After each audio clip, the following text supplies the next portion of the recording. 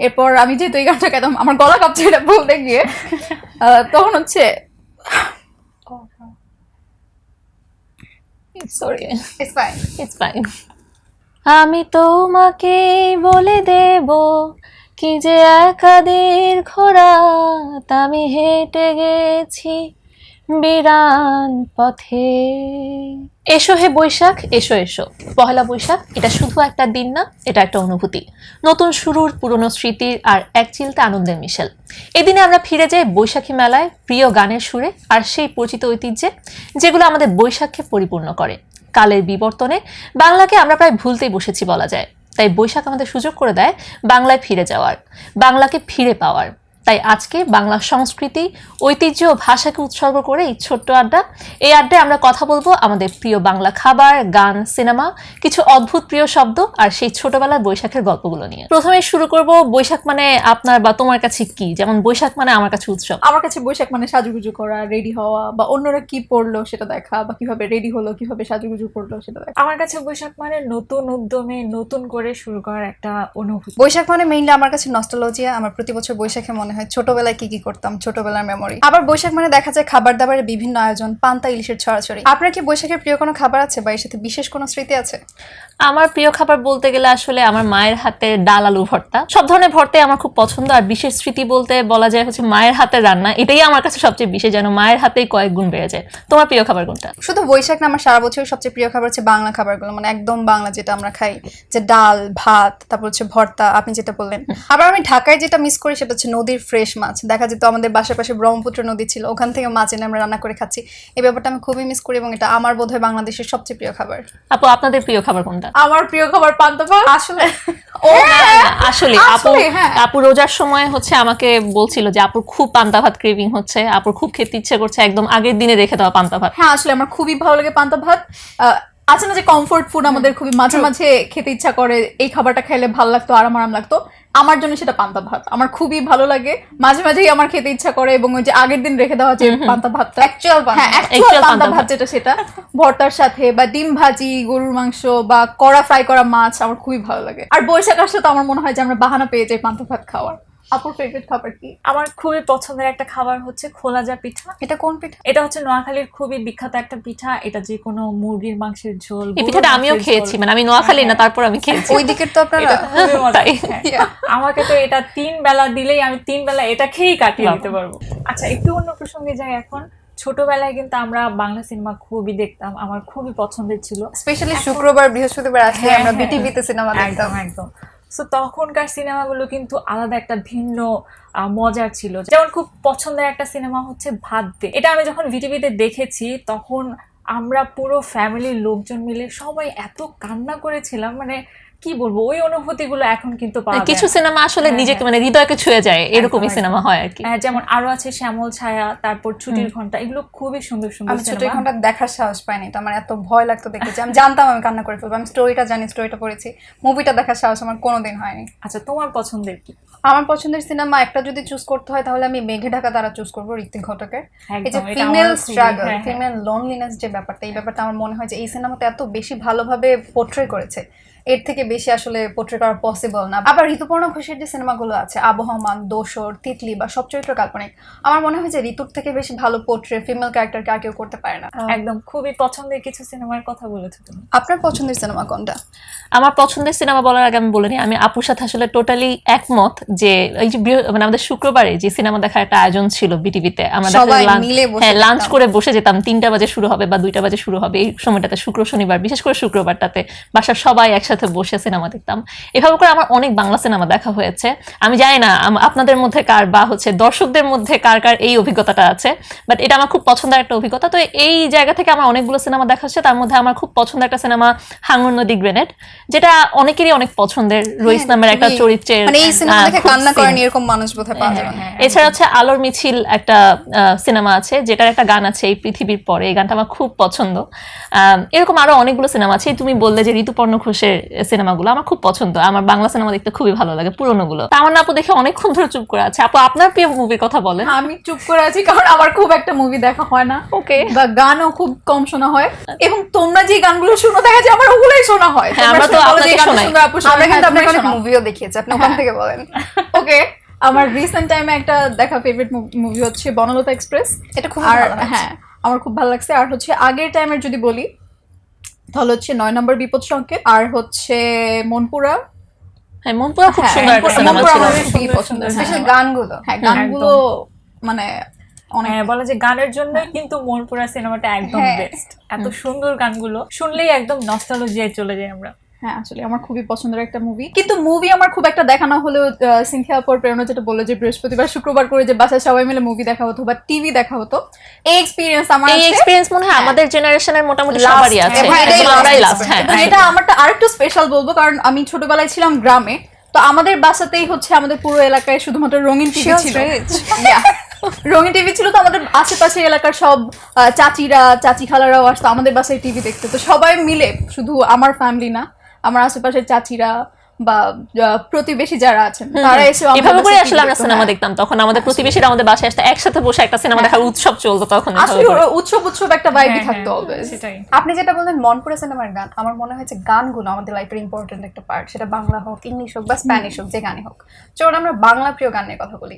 আর আমার যদি বাংলা ভাষায় একটা গান বেছে নিতে হয় তাহলে সেটা হবে সঞ্জীব চৌধুরীর আমি তোমাকেই বলে দেবো গানটা।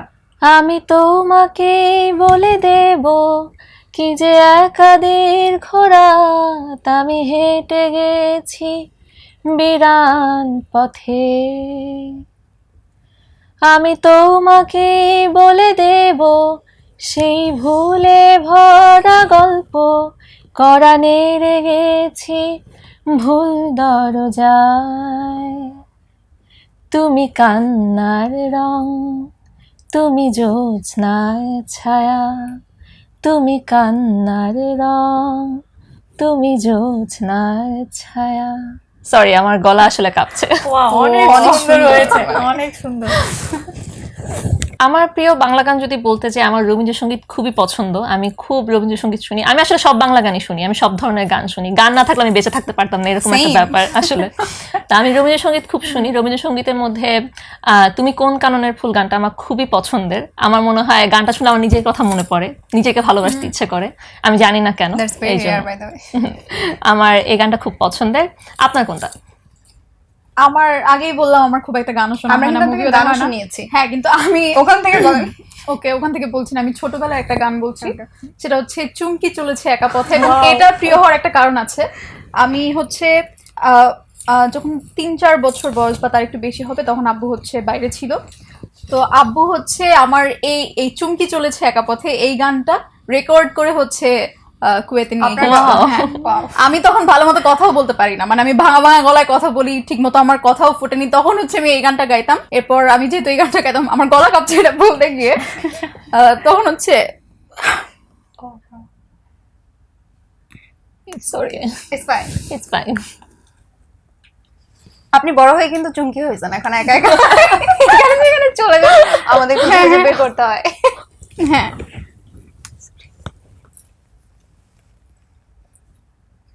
তো এই একটা বাংলা গানের কথাই আমার মনে আছে। তো হ্যাঁ এটাই। আপুর বাংলা গান কোনটা প্রিয়? Please, আপনাকে থামানোর জন্য নতুন মেমোরি দেন আপুকে। হ্যাঁ, ইদানিং একটা গান আমার খুব বেশি শোনা হয়, সেটা হচ্ছে ওয়ারফেজের অবাক ভালোবাসা। কোন তবে ভার্সনটা? হ্যাঁ, এটা হচ্ছে কোক স্টুডিও যে ভার্সনটা, ওটা খুবই পছন্দের। আমি যে কোনো সময় যে কোনো জায়গায় যাওয়ার সময় এই গানটা আমার শুনতেই হবে, এত ভালো লাগে এটা। আমার আসলে আমি আপুর সাথে একটু অ্যাড করতে চাই। আপুর বাবাকে নিয়ে মেমোরি আছে। আমার বাবা আমাকে আমার ভাই রক্ত রাঙানো গানটা শুনিয়ে ঘুম পাড়াতেন। তো এটাও আমার অনেক পছন্দের গান, কারণ বাবা যখন গল্পটা বলে যে আমাকে এটা শুনিয়ে ঘুম পাড়ানো লাগতো, এটা শব্দ শুনলে আমি ঘুমিয়ে যেতাম, আর বাবা যখন গাইতো, বাবার গলায় যখন শুনতাম তখন ঘুমিয়ে যেতাম। তো এই স্মৃতিটার কথা হঠাৎ করে মনে পড়ে গেল। সুন্দর একটা স্মৃতি। হ্যাঁ, আসলে গানের সাথে আমাদের কিন্তু ছোটবেলার অনেক স্মৃতি কিন্তু জড়িয়ে আছে। তখনকার সময় কিন্তু আমাদের বাবা মারও কিন্তু অনেক গান শুনতেন, হ্যাঁ, হ্যাঁ। বাংলা গান শোনাতেন যেমন যে যে ক্যাসেট ক্যাসেট ছিল। হ্যাঁ, তখন আমরা অনেক গান শুনতাম। এরপর আর ছিল কিছু ডিভাইস ছিল, সিডি, ক্যাসেট, সিডি, ক্যাসেটের পর সিডি আসছে না? CD? হ্যাঁ ক্যাসেটের পরে ক্যাসেটের ক্যাসেটের পরে সিডি। হ্যাঁ হ্যাঁ। সো তখন কিন্তু আমরা কালেক্ট করে করে গান শুনতাম, তখন কিন্তু এত অ্যাভেলেবল, আর তখন যেটা তো এফোর্ট দেওয়া লাগতো, তখন গানগুলো স্পেশাল একটা প্লেস এমনি দখল করে রাখতো। একদম একদম। ওকে, তামান্না আপুকে ডিস্ট্রাক্ট করার জন্য চয়ন আমরা অন্যদিকে যাই। আমরা যে বাংলা ভাষার গান বললাম, সিনেমা বললাম, সবকিছুতে কিন্তু একটা জিনিস কমন, শব্দ। এবং কিছু কিছু শব্দ আমাদের মাথায় এমন ভাবে গেঁথে থাকে, মনে হয় এটাই বুঝি আমার প্রিয় বাংলা শব্দ। আর আমার প্রিয় বাংলা ভাষার শব্দ যদি বলি, সেটা হবে চতুষ্কোণ, মানিক বন্দ্যোপাধ্যায়ের একটা উপন্যাস। এই উপন্যাসটা আমার খুব প্রিয়, উপন্যাসের নাম চতুষ্কোণ, এটাও আমার খুব প্রিয়। আপনাদের কি প্রিয় কোনো বাংলা শব্দ আছে? আমার প্রিয় বাংলা শব্দ অবশ্যই আমার নাম, প্রথমে প্রেরণা। আমার খুবই বাবা সুন্দর আমার নাম নাম। রেখেছে আমারও প্রিয় প্রেরণা শব্দ। বাংলা। ওকে ওকে, বর্ষাও। আচ্ছা, আমার নিজের নাম খুব পছন্দ। এছাড়া আমার একটা প্রিয় বাংলা শব্দ দিমিক, যেটা হচ্ছে অর্থ বাইনারি, সাদা কালো, এই দুটাকে হচ্ছে ইঙ্গিত করে এই শব্দের অর্থ। তো আপনার গ্রে এরিয়া নাই? আচ্ছা, আপুদের প্রিয় শব্দ কোনটা? দিকবিদিক। দিকবিদিক মানে হচ্ছে দিশেহারার অপোজিট। আচ্ছা আমি বলি, আমি দিক বেদিক শূন্য। ওকে, তার মানে হ্যাঁ, মানে আমার পথ খোলা আছে এখনো। চারিদিক শব্দ। চারিদিক। আপুর প্রিয় শব্দ কোনটা? আচ্ছা, আমার খুবই পছন্দের একটা শব্দ হচ্ছে কিং কর্তব্য বিমূঢ়। এটার পেছনে একটা কারণ আছে, আমি একটু ছোট্ট করে বলছি। আমি যখন এই বাংলা, একদম প্রমিত বাংলা শেখা শুরু করেছিলাম, তখন এই শব্দটা আমার সবার প্রথম বলতে হয়েছিল এবং আমি বলতে পারতাম না। সো আমি যখন এই শব্দটা শিখতে আমার একটা পেরেছি, কোয়েশ্চেন আছে, আপনি কি বানান পারতেন? একদম একদম বানান শিখে তারপরে উচ্চারণ করতাম। সো এই শব্দটা যখনই আমি শিখতে পেরেছি, তখন আমার এটা প্রিয় হয়ে উঠেছে, কারণ প্রথম প্রমিত বাংলা শব্দ শেখা, এটার সাথে খুবই সুন্দর একটা মেমোরি জড়িয়ে আছে। ওকে, এবার আমি একটু তোমাদের ছোটবেলায় বৈশাখ কেমন ছিল বা বৈশাখের প্রিয় স্মৃতি কোনটা, এটা নিয়ে জানতে চাই। এটা জানতে চাওয়ারও কারণ আছে, কারণ আমার কাছে বৈশাখের স্মৃতি মানে হচ্ছে, মানে ভার্সিটিতে ওঠার আগে বা কলেজে ওঠার আগ পর্যন্ত আম্মু ঠিকই বৈশাখের ড্রেস কিনে দিত, জামা কাপড় কিনে দিত, ঢোল তবলা এগুলো আমাকে বেরোতে দিত না। আমি এইসব ড্রেস বৈশাখের জামা কাপড় পরে বাসায় বসে থাকা লাগতো, কারণ আম্মু বাইরে যেতে দিত না। তো এই যে আমি বলেছিলাম যে আমার হচ্ছে বৈশাখ মানেই আমার কাছে সাজা, সাজগোজ রেডি করা। হওয়া এবং অন্যরা কিভাবে রেডি হয়েছে সেটা দেখা, সেখান থেকে এটা এসেছে। কারণ আমি তো নিজে বাইরে যেতে পারতাম না, বা বৈশাখ মেলা মানে যেটা হ্যাঁ, হতো। বৈশাখী মেলা যেটা আমার কখনো যাওয়া হয় নাই ছোটবেলায়। তা আমি যেটা করতাম, আমি নিজে রেডি হয়ে বসে থাকতাম এবং কে কিভাবে রেডি হলো সেটা পরের দিন দেখতাম হয়তো, বা তখন তো ফেসবুক বা সোশ্যাল মিডিয়াতেও ছিলাম না। তো পরের দিন আমার বন্ধুদের ছবি দেখতাম যে ওরা কিভাবে রেডি হয়েছিল, বৈশাখে কে কোথায় গিয়েছে, ওদের কাছ থেকে শুনতাম। তো এখন আপনাদের কাছ থেকে আমি শুনতে চাই যে আপনাদের প্রিয় বৈশাখের স্মৃতি কোন? আচ্ছা, আমি এখানে একটু বলি। আমার কাছে ছোট থেকেই বৈশাখ মানে আলাদা একটা উৎসব ছিল, মানে যার কারণে প্রথমে বলেছিলাম বৈশাখ মানে আমার কাছে উৎসব। অনেকটা ঈদের মতোই আমার বাসায় সবসময় বৈশাখ সেলিব্রেট করা হতো। তো দেখা যেত বাবা হচ্ছে আগেই নববর্ষের একটা জামা কিনে দিত, এবং আমরা বর্ষ বিদায় অনুষ্ঠান দেখতে যেতাম, বর্ষ বরণ অনুষ্ঠান দেখতে যেতাম, মেলা দেখতে যেতাম, বৈশাখী মেলায় ঘুরতে যেতাম। এবং একটু বড় হওয়ার পর, ছোটবেলায় বাবা দেখা যেত একদম ঘুম থেকে জোর করে তুলে কোনো রকমে হচ্ছে মঙ্গল শোভাযাত্রায় নিয়ে যেত। আর বড় হওয়ার পর ক্লাস 7 থেকে আমি প্রোগ্রাম করা শুরু করলাম, গান আবৃত্তি এই ধরনের প্রোগ্রামগুলো করতাম। এরপর এখন বড় হওয়ার পর বন্ধুদের সাথে ঘোরাঘুরি, এটাই হচ্ছে আসলে এখন বৈশাখ উদযাপন হয়ে গেছে। বাট আগের বৈশাখটা আমি অনেক মিস করি আসলে। আমার ছোটবেলার বৈশাখগুলো এত ভালো গেছে, এখন নস্টালজিয়ায় ভুগি। আমার ছোটবেলার বৈশাখ মানে ছিল, যখন একদম ছোট ছিলাম তখন গ্রামের মেলা, আমাদের মেলাটা একদম 7 দিন ব্যাপী হতো। ওখানে কাঠের নাগরদোলা পাওয়া যেত। আমি এখনকার নাগরদোলাগুলোতে চড়তে পারি না, আমি কাঠের নাগরদোলা খুবই মিস করি। আর সেখানে বাতাসা পাওয়া যেত, মাটির পুতুল পাওয়া যেত, কাঠের পুতুল পাওয়া যেত, গজা মাটির পাওয়া গয়না যেত, চনা ঠ্যাং পাওয়া যেত, এই ধরনের খাবারগুলো, এই ধরনের খাবার এগুলো ছিল আমার ছোটবেলা। আর আপু যেটা বললো, ঢাক ঢোলওয়ালা জামা কাপড়, ফতুয়া টাইপের সাথে মাটির গয়না, কাঠের গয়না, এগুলো পরে ছোটবেলায় বৈশাখী মেলায় যেতাম। এবং কিছুদিন পর যখন বড় হলাম, তখন ফ্রেন্ডদের সাথে আমরা আলপনা আঁকতাম বৈশাখের আগের দিন। তারপর সকালে ঘুম থেকে উঠে গিয়ে দেখতাম আলপনাটা এখন কেমন আছে। এই যে আলপনার যে জায়গাটা, তারপর হচ্ছে মঙ্গল শোভাযাত্রা হতো, আমরা বৈশাখী প্রোগ্রাম করতাম, আপনারা যেমন করতেন, আবৃত্তি, নাচ, গান, নাটক, মানে কি আমরা তো স্বতঃস্ফূর্ত উদযাপন করতাম, এত ভালো করে উদযাপন করতাম। আর সেই মেলা সবাই যেত, 7 দিন মনে হতো 7 দিন একটা উৎসব। বাউল গান হচ্ছে, নাচ হচ্ছে, পুতুল নাচ হচ্ছে। হালখাতাও খুব প্রিয় একটা মেমোরি আমার। হালখাতার খাবার আমার খুব পছন্দ ছিল, আমি তো মিস করি হালখাতার খাবার। এই যে ছোটবেলার বৈশাখগুলো এত ভালো গেছে, এখন বড় হয়ে যতবার বৈশাখ আসে বা বৈশাখের কথা মনে হয়, তখন সেই সব মেমোরি মনে হয়, সেই সব জায়গায় ফিরে যেতে ইচ্ছে করে। বা আসলে সিনথা আপু, আপনার বৈশাখ কেমন ছিল? আপনি কিন্তু বলেননি। আচ্ছা, আমার বৈশাখ কিন্তু খুবই হইচইপূর্ণ একটা বৈশাখ ছিল। আমি যেহেতু মফস্বলে বড় হয়েছি, আমাদের কিন্তু মঙ্গল শোভাযাত্রা হতো এবং এটা ছোট পরিসরে হতো, কিন্তু সবাই মিলেমিশে খুব সুন্দরভাবে উদযাপন করা হতো। সো আমি যখন আবৃত্তি শেখা শুরু করেছি, আমার যে আবৃত্তি সংগঠন ছিল সেখান থেকে আমরা অনেক আয়োজন করতাম। আমরা সারাদিন, আমাদের পহেলা বৈশাখের প্রস্তুতিটা শুরু হতোই অন্তত 2 সপ্তাহ আগে থেকে। তো আমরা বিভিন্ন রকমের জিনিস বানাতাম, কারা কিভাবে সাজবে, কারা কে কি পরবে, এবং তখন একটা প্রদর্শনীর মতো হতো। আর সবাই কেউ বাউল সাজছে, কেউ হ্যাঁ, তখন জমিদার সাজছে। ডিসপ্লে বলতাম একদম ব্যাপারটাকে। একদম হ্যাঁ, ডিসপ্লে, আমি একটু হ্যাঁ। বাংলা বলতে চাচ্ছিলাম। সো এই ডিসপ্লেতে কিন্তু আমরা বিভিন্ন রকমের সাজ সেজে আসতাম, এবং আমার মনে আছে আমি একবার নিজেই বাউল সেজেছিলাম। এইখানে একটা আমি ছবি দেখেছি এটা। হ্যাঁ হ্যাঁ, আমি দেখি নাই। এটা কি আপুর এটাকে কি বলে? তিলক। তিলক। হ্যাঁ হ্যাঁ, তিলক আমাকে পরিয়ে দিয়েছিল, এবং সেটা ছিল ওয়াটার কালার, যেটা তারপর water গলায় colour দিয়ে- রুদ্রাক্ষীর মালা একদম, পরে। একদম হ্যাঁ, আমার রুদ্রাক্ষীর মালাও ছিলাম, সবকিছু প্রিপারেশন নিয়ে তারপর গিয়েছিলাম। আপনি এবং একজন আমরা- আদর্শ বাউল ছিলেন। একদম। এরপর আমরা কিন্তু মনে আছে আমি ওইবার কিন্তু আমরা প্রথম হয়েছিলাম পুরো জেলার ভেতরে। তো আমাদের প্রিপারেশন যেহেতু একদম 2 সপ্তাহ আগে থেকে শুরু হতো, তখন আমরা দেখতাম পুরো মাঠ জুড়ে কাগজের কণা পড়ে থাকতো, একজন এটা বানাচ্ছে, আরেকজন এটা বানাচ্ছে। একবার একটা ককশিট দিয়ে আমরা অনেক বিশাল একটা ঢেকি বানিয়েছিলাম, আমরা নিজেরাই বানিয়েছিলাম, এবং সেটা আমরা ডিসপ্লেতে নিজেরাই ক্যারি করে গিয়েছিলাম। এই স্মৃতিগুলো এত সুন্দর, মানে মনে পড়লেই মনে হয় যেন আমার শৈশবটা আসলে খুব সুন্দর ছিল, আমরা এত সুন্দরভাবে কাটিয়েছি। এবং পান্তা ইলিশ তো আছেই, যেটা তামান্নার পছন্দের। সো পান্তা ইলিশ খেয়ে কিন্তু আমি বের হয়ে যেতাম আবার বিকালবেলা মেলার উদ্দেশ্যে, বৈশাখী মেলা। এবং বর্ষা যেটা বলেছে, সেখানে বায়োস্কোপ থাকতো, নাগরদোলা, তারপরে পুতুল, মাটির বিভিন্ন খেলনা, এগুলো সবচেয়ে প্রধান আকর্ষণ ছিল। সো খুব সুন্দরভাবে, খুব হইচইয়ের মধ্যে কিন্তু আমাদের পহেলা বৈশাখগুলো পালন হতো, যেটা এখন খুবই মিস করি।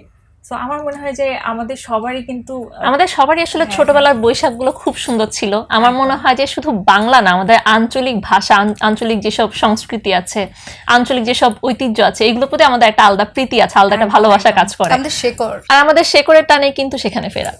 আজকে এই ছোট্ট আড্ডায় আমরা জানলাম আমাদের কিছু প্রিয় জিনিস, কিছু গান, কিছু কথা, কিছু স্মৃতি, যেগুলো মিলে আমাদের বৈশাখ উদযাপন। আপনাদেরও যদি এমন কোনো প্রিয় মুহূর্ত, প্রিয় গান বা প্রিয় গল্প থাকে, আমাদের সাথে শেয়ার করতে ভুলবেন না। নতুন বছরে সকলের মঙ্গল কামনায় শেষ করছি আজকের আয়োজন। সবাইকে জানাই শুভ নববর্ষ। নববর্ষ।